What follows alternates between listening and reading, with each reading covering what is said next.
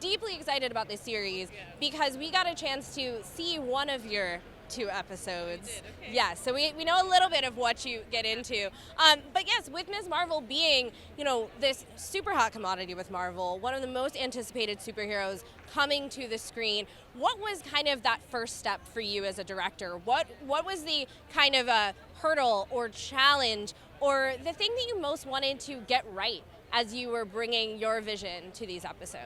I mean, that's exactly it. It was such a collaborative process from day one with all the different directors and the writers and all the different departments, production designers, all the different cinematographers, Sana, coming from the comic, like really being the thread from the comic book into the adaptation for the screen.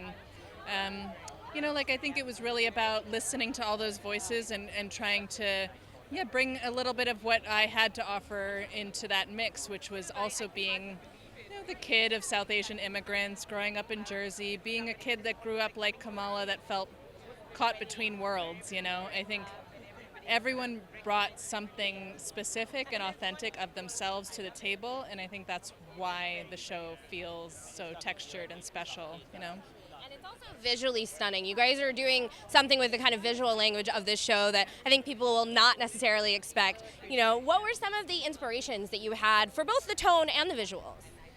Certainly Spider-Man, certainly into Spider-Verse, I think the visual effects language is really meant, and just the visual language of the show in general was meant to reflect the bright and vivid and textured space of Kamala's imagination. The show really is designed from her point of view, and that she, again, is this kid that's just dreaming of a life that's bigger and different than hers.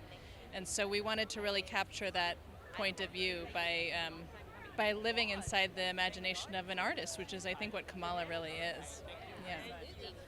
When you were seeing, first seeing this character, maybe reading these comics, what stood out to you about Kamala and her story? I know you said you kind of related to her quite a bit, but what do you remember about first picking up the comics? I think she's just very relatable, not just to, anyone that's necessarily South Asian or Muslim or growing up in Jersey City. All those things are specific.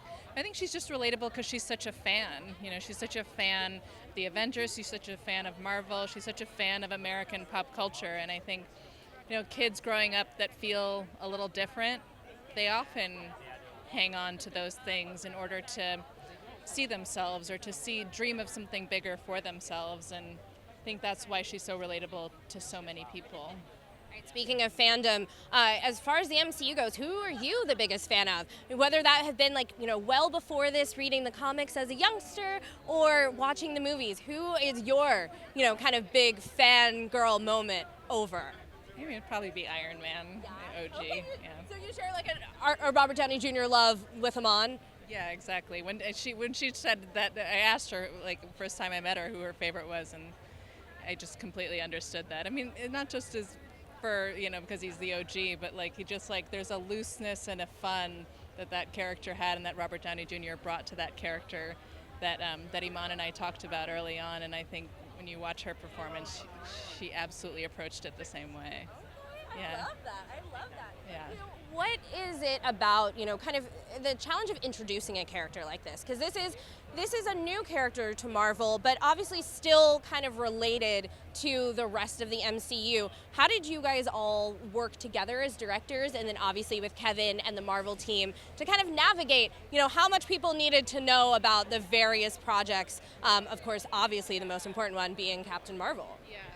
I mean, that is so much something that is at the, like you said, Kevin, and at the level of the folks at Marvel that are designing this rich, broad experience across all the different movies and shows for people to consume in that way. So for me as a director of just 2 episodes within this series, I really deferred to them and made sure that we were always showing, and showing respect to the broader storytelling that was happening beyond just the purview of our little episodes. Yeah.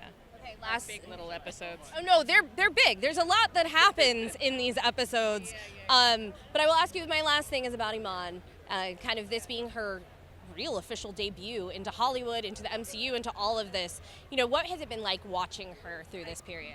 Cannot process what this must be like for that girl. I just driving down Hollywood Boulevard and seeing all of this, I was saying to my husband, 2 years ago, that girl was in high school, just a fan of this world, and now her face is all over this. It must be the most incredible thing in the world, and I also think it's so much a mirror of what Kamala goes through, that their stories are so intertwined to this day that it's really beautiful. I think it's an incredible, beautiful feat of storytelling that their lives intersected in this way.